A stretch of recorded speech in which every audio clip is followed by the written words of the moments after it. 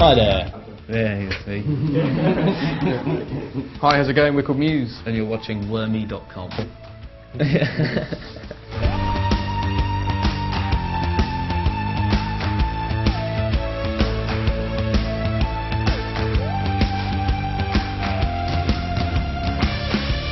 There's a bit of a love story in the album, which is quite influenced by the book 1984. The story between Winston and Julia, the two protagonists in the book 1984. It's kind of the idea that love is one of the last places for real freedom. Love is one of the last places to have to have your own world, basically. So it's kind of like a combination of a love story with a political backdrop. We have like a miniature Big Brother situation in England. Cameras everywhere.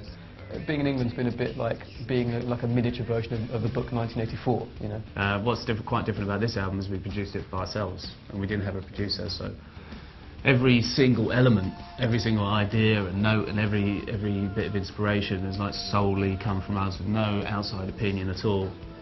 So it was quite a challenge, I suppose, to really find a lot of new musical areas for us to discover and record and try. But it's for that reason, it's definitely given the album a very different sound than last time.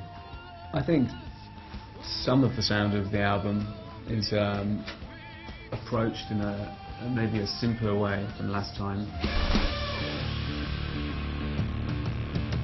Initially, we started off trying a lot of the songs in a very simple way, with just playing like very, very live, which is really good and had a certain charm to it, I suppose. We wanted to kind of add a bit more dimension to the sound, I think. So we started experimenting things and dissecting different sections of songs and treating them in different ways to other parts of the song to kind of generate a bit more character within the songs, I think.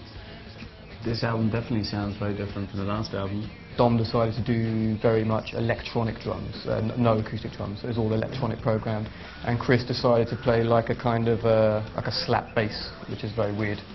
And I decided to play nothing at all. So this is a song where the production is, instrumentation, the style of play radically changes the feeling of the song, and that had an effect, and it made me decide to change the lyrics. What we're listening to, a bit of anti-pop consortium in the studio, a little bit of Kanye West. With the voice, I think Dom was telling me that he thought that the vocal in the previous albums was always too distorted. And so he was very nervous that because we're producing ourselves, he thinks I'm going to distort the vocal a lot. 'Cause it's quite a famous thing that when singers are involved in producing their own music, they tend to make the voice very distorted and affected, Or very quiet. Or very quiet, yeah. So it's actually Dom more than anyone was trying to make me not distort the vocal, basically. So the vocal is quite clean, it's quite a clean vocal sound, really. It's not really affected much. The ending of United States of Eurasia starts off like a Queen song and then ends with like a kind of Chopin piano piece. The middle of a song called I Belong to You has like a quote taken from a French opera called Samson and Delilah. And then there's other songs where you can hear like electronic things where we're trying to sort of do our version of a modern R&B pop song, like the third song, Undisclosed. So I think you can hear the band exploring some of these different things quite openly. And next time we go on tour, I think we are going to think more about trying to introduce narrative into the set, and we may actually have some slightly theatrical elements involved, even possible actors, doing stuff and like acrobats and things. So who knows? I think we might end up just doing operas when we're older and not doing albums anymore. Some of the songs we're going to have to change to play them live, I think. Since the last album, we've had a fourth person who plays with us on stage, and he does a lot of keyboard parts, synthesizer parts, and he does some of the extra parts. So yeah, we are not hiding him. You can see him on the stage. And so I think now there's most of the stuff we can do as it sounds on the album. It's only really probably the last 3 songs on the album are going to be almost impossible to do properly. Yeah.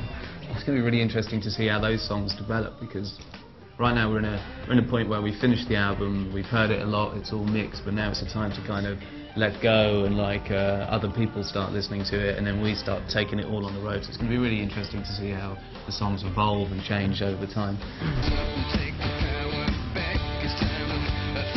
Any artist cannot have can never be offended by someone wanting their music. You cannot really complain about it.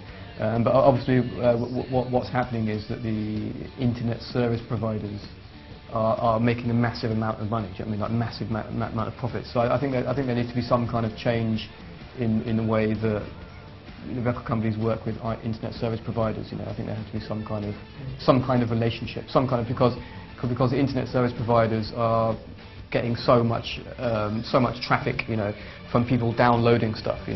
I think creators of art and film and stuff, they're very happy to get their stuff seen.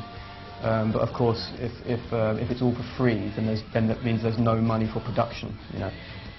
So I don't know. I mean, it's good and bad, basically.